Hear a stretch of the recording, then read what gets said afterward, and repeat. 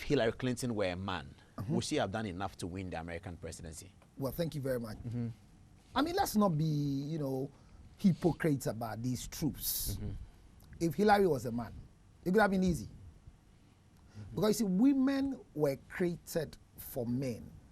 You can debate it anywhere.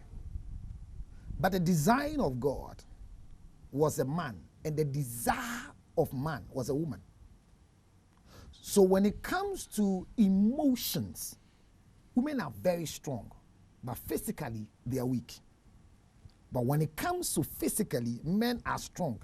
Emotionally, they are weak. So if you observe their campaign and messages, Hillary becomes more emotional with things that Trump says. But Trump doesn't take it as anything. So her emotions, she needs the support of men. If she wins, fine. But if you watch, almost all the ex-presidents who are men have just put their support behind Hillary. If you observe very well. Yes, okay, yes. So she's really going to work hard on the husband's performance and achievement. Are you putting the discussion within the context of a superior and an inferior? Well, we wouldn't go there, but it's there. The truth at times hurts, but it's there. Nobody is more superior than somebody. Margaret Thatcher controlled Britain. What you see? For many years. And a lot of what happened in Britain and what is still happening is attributed to her. Well, she was a woman. And even still till now, Britain, we still have a woman calling the shots. Yes, even now, yes, she's coming. But Margaret Thatcher won elections so many times. Controlled one of the most controversial parties in the world. Thank you. The Conservative Party in England, with a lot of men, and she led it, and she was successful. You know the reason is the party. Which party? Her party. The Conservative Party in England. Then they were powerful then. Yes, so it's just like in this country. She led it. No, but just like in this country, there are some areas that, excuse my language, anything you put there, they will vote. Not because of the person. I don't get the point you're making about Margaret Thatcher. She came from opposition and won power. What I'm saying is that it's the party that brought her there, but not her figure. But she won the party's leadership. That's what I'm saying. That it's still the same working mechanism. Not because she's a woman.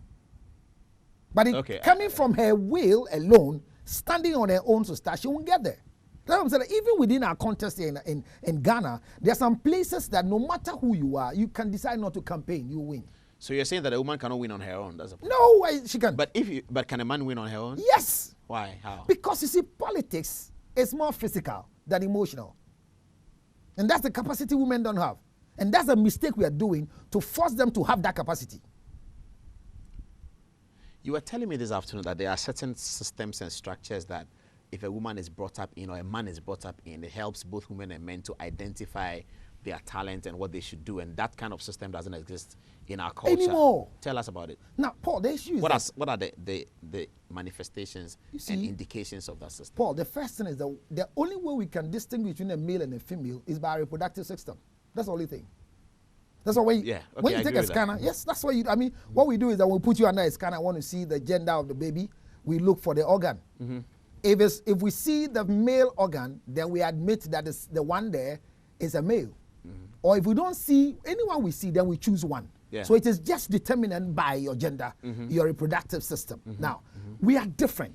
Men were made from dust. Women were made from the rib.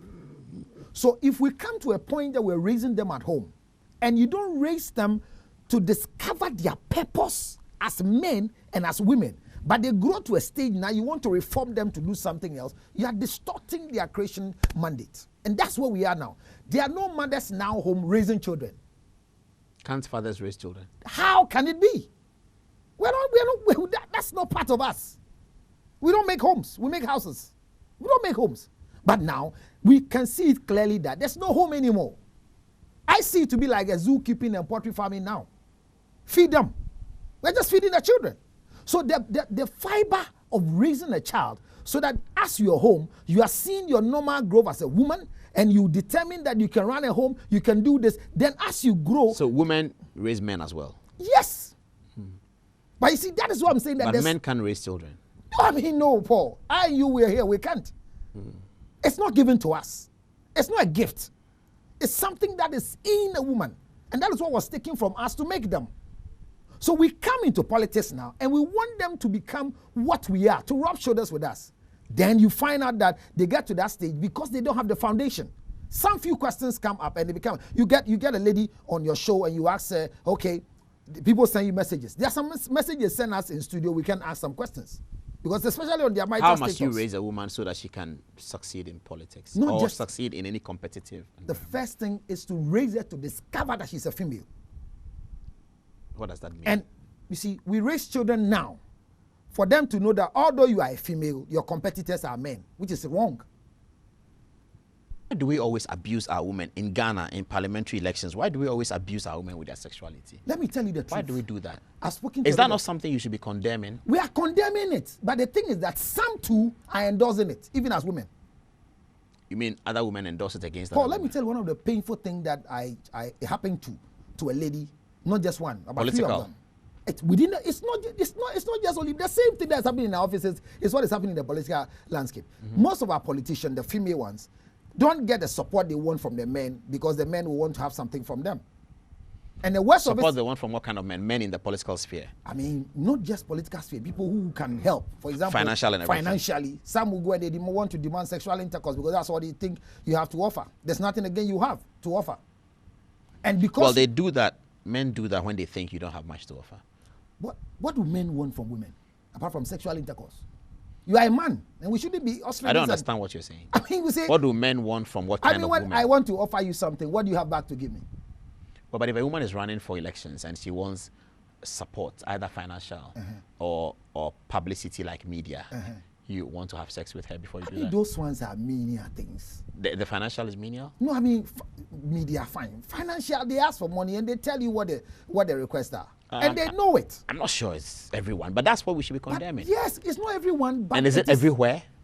Hilary Clinton has raised significant amounts of money in America. See, I mean, I keep telling you that structures and systems, when you begin to compare apples to oranges, you always lose but it. it is the structures that we have to now bring it to our society. So they went through what we are going... For the future of our society to be better. If you read the history of the political, landscape in all the places that they've developed now, what we are going through now, they went through it. So we'll get out of it soon. We'll get out of it soon. But the problem is that you see, it's better for you to learn from the lessons of the people who have gone there. So you're assuring us that 10 years from now, it will be different. If only we put down the structures. What structures? That is what I'm saying. That don't raise the women to compete with the men.